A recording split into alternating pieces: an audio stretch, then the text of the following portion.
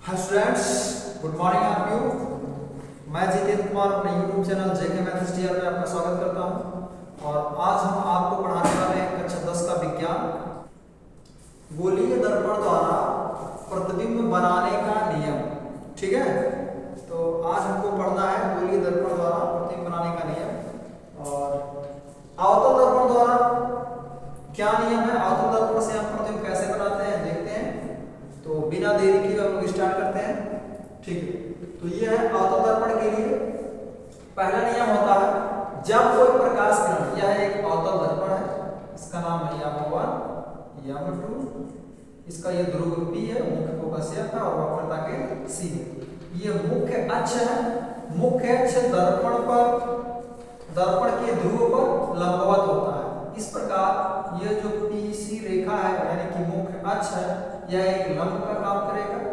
ठीक है, तो जब कोई प्रकाश किरण दर्पण पर इस प्रकार से टकराती है, अभिलंब के साथ आई कोण बनाता हुआ टकराता है, या जितना कोण बनाता हुआ टकराता है उतना ही कोण बनाता हुआ परावर्तित भी हो जाता है।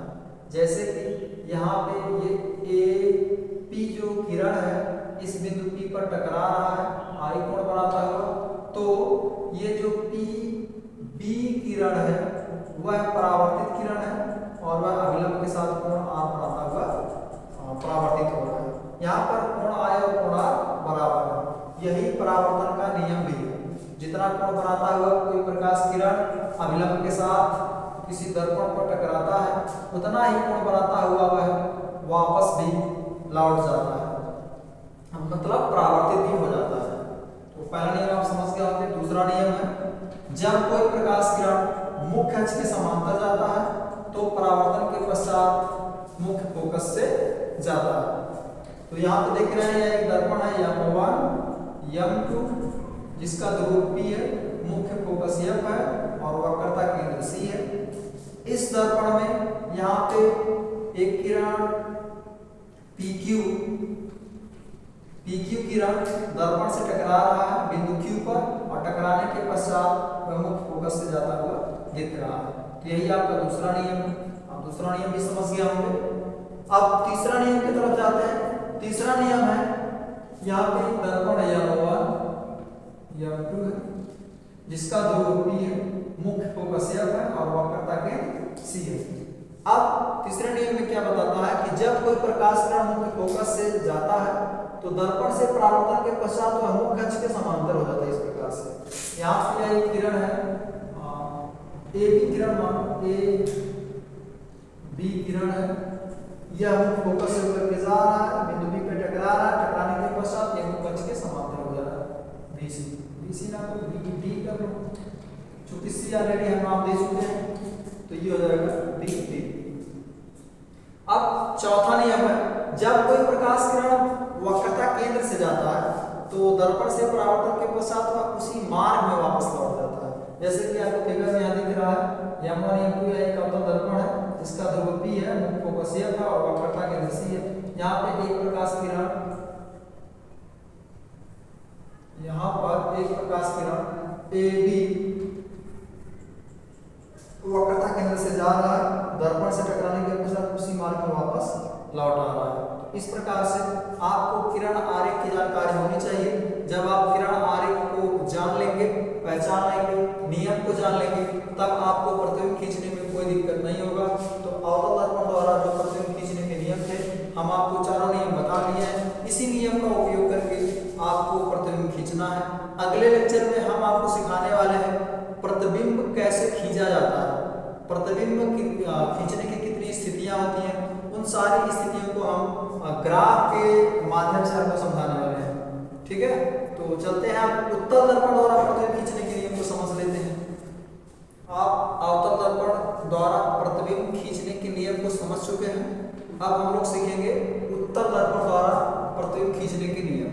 तो पहला नियम यही है, जैसे उसमें था कि अगर कोई प्रकाश किरण इस प्रकार से टकरा रही है यहाँ पे, और ये है मुख्य अक्ष, और ये मुख्य अक्ष इस दर्पण पर ध्रुव का अभिलंब का काम कर रही है। तो अगर कोई प्रकाश किरण अभिलंब से आई कोण बनाता हुआ टकराता है तो परावर्तन इसका मतलब यह है कि यदि कोई प्रकाश किरण किसी दर्पण के अभिलंब से जितना कोण बनाता हुआ टकराता है उतना ही कोण बनाता हुआ वह परावर्तित हो जाता है। तो ये था पहला नियम। दूसरा नियम ये है कि यहाँ पे आपको दूसरा नियम फिगर में दिख रहा होगा डायग्राम में कि जब कोई प्रकाश किरण मुख्य अक्ष के समांतर आता है, ये किरण क्या है मुख्य अक्ष के समांतर जा रहा है, तो परावर्तन के पश्चात वह मुख्य फोकस से होकर के जाता है। लेकिन उत्तल दर्पण में चूंकि इस तरफ कलई किया हुआ है तो उस तरफ किरण जा नहीं सकता, इसलिए वहां जाता हुआ प्रतीत होता है। जैसे कि आपको फिगर में दिख रहा है, जब कोई प्रकाश किरण मुख्य अक्ष के समांतर जाता है उत्तल दर्पण में तो वह परावर्तन के पश्चात मुख्य फोकस से जाता हुआ दिखता है। वास्तव में ये इधर से आ जाता है। ठीक है, तो ये था आपका दूसरा नियम।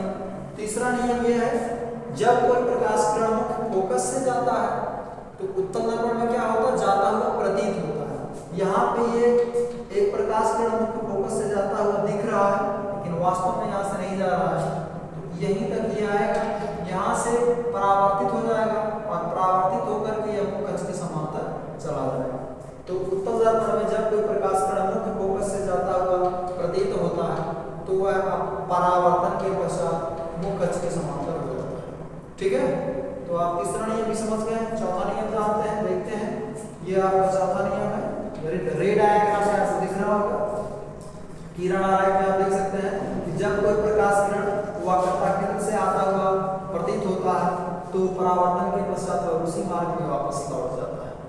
ये थे परावर्तन के प्रतिबिंब खींचने के नियम गोलीय दर्पण के द्वारा, चाहे वो उत्तल दर्पण हो चाहे अवतल दर्पण हो, दोनों दर्पणों के द्वारा हम प्रतिबिंब खींचने के नियम को आपको समझा दिए हैं। अब अगले लेक्चर में हम आपको प्रतिबिंब खींचना सिखाएंगे। अभी तो प्रतिबिंब खींचने के नियम सीखे हैं, अगले लेक्चर में आप सीखेंगे प्रतिबिंब खींचना। तो आई होप आप लोग समझे होंगे।